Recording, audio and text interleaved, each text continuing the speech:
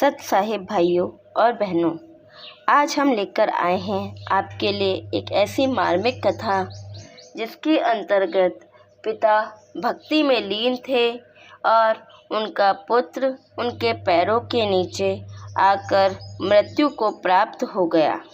आगे भगवान ने उनकी भक्ति की लाज किस तरह रखी, आइए जानते हैं। पंढरपुर में विट्ठलनाथ जी के परम भक्त गौराजी कुम्हार अपनी पत्नी तथा 2 वर्ष के बच्चे के साथ रहते थे। गौराजी मन में प्रभु का सुमिरन करते तथा मिट्टी के बर्तन बनाते। एक दिन उनकी पत्नी पानी भरने गई तथा बालक को गौराजी के पास छोड़ गई। पहले पानी दूर दूर से लाना होता था। बच्चे को खेलता देखकर गौराजी ने सोचा कि कुछ काम कर लेना चाहिए। वह मिट्टी के ढेर पर पानी छिड़ककर पैरों से मिट्टी कुचलने लगे तथा मुंह से विट्ठल विट्ठल नाम का जाप करने लगे। पैरों से मिट्टी कुचलते कुचलते उनकी आंखें बंद हो गईं तथा वह परमात्मा में स्थिर हो गए। पैर से मिट्टी कुचलने का कार्य चालू था और उनकी समाधि सी लग गई थी। उनके बालक की नज़र खेलते खेलते पिता पर पड़ी तो वह उनकी ओर आया। सोचा पिता उनसे प्यार करेंगे, परंतु बालक जैसे ही पास आया गौराजी का पैर बालक पर पड़ा और बालक मिट्टी में दब गया। बालक चीखा, परंतु गौराजी तो भक्ति में मग्न थे।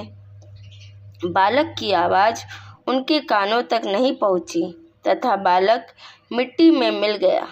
उनके पैरों से कुचला गया, वे हड्डियां निकल आईं और बालक मर गया। पत्नी पानी लेकर आई तो बालक नहीं दिखा।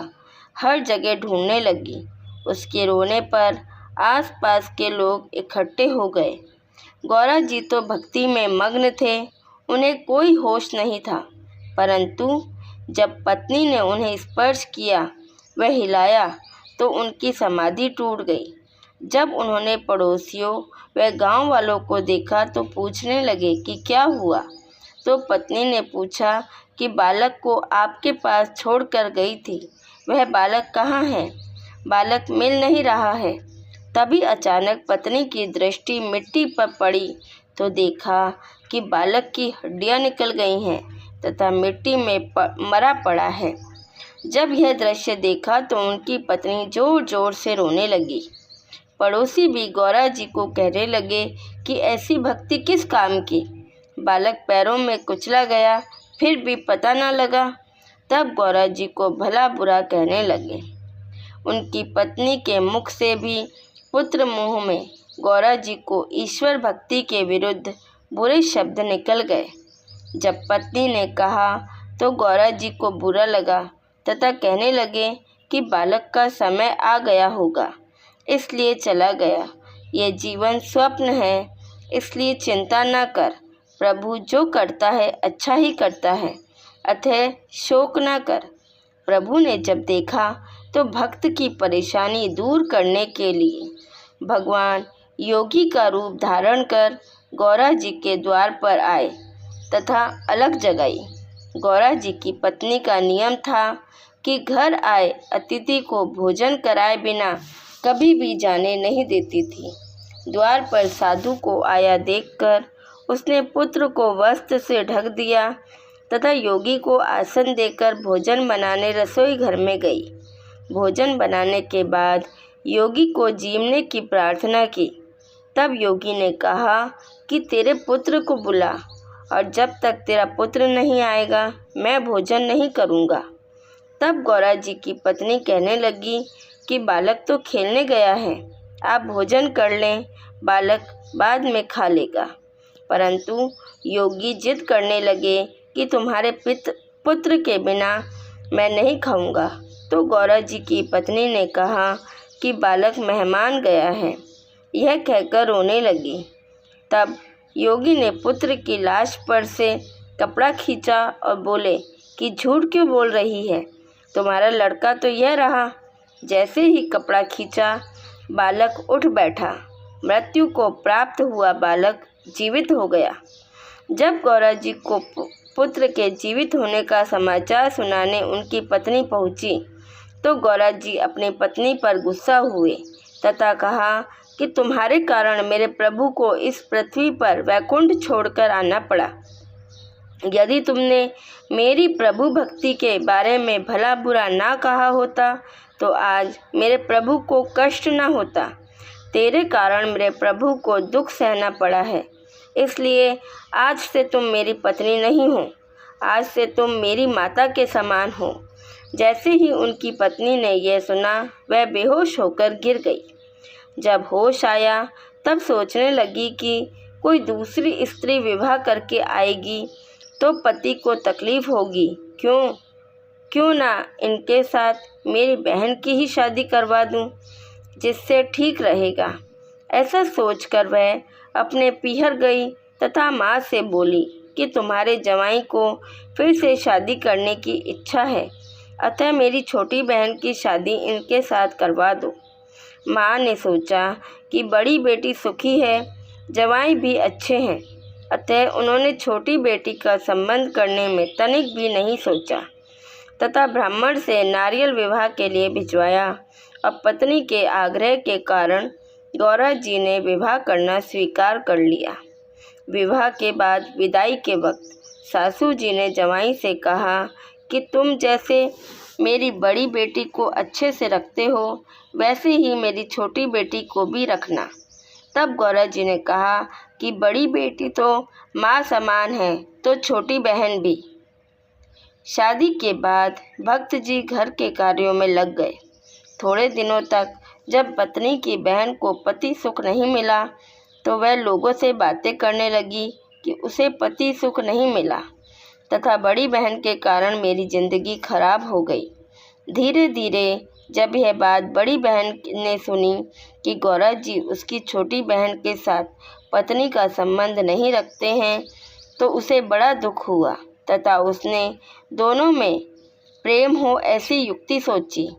जब गौरा जी सो रहे थे तब एकांत में अपनी बहन को ले जाकर गौरा जी के पास सुला दिया। जब रात को गौरा जी का हाथ का स्पर्श स्त्री से हुआ तो गौरा जी जाग गए तथा अपने आप को धिक्कारने लगे कि जिसे बहन माना उसको इन हाथों से स्पर्श किया। ऐसा सोचकर गौरा जी ने अपने हाथों को काट डाला। ऐसा होते देखकर पत्नी भयभीत हो गई तथा रोने लगी। गौरा जी के हाथ कट जाने से बर्तन नहीं बनने की वजह से परिवार की आर्थिक स्थिति कमज़ोर हो गई।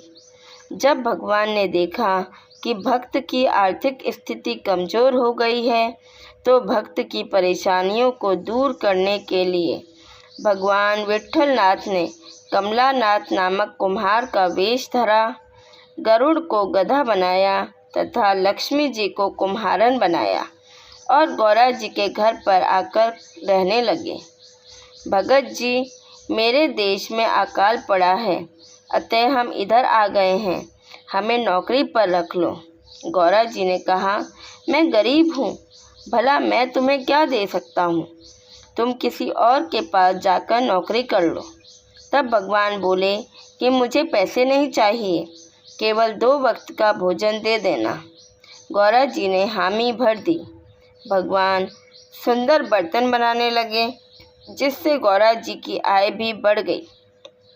एक बार संत नामदेव जी विट्ठलनाथ जी के दर्शन को मंदिर में गए तो उन्हें मूर्ति में भगवान का तेज नहीं दिखा।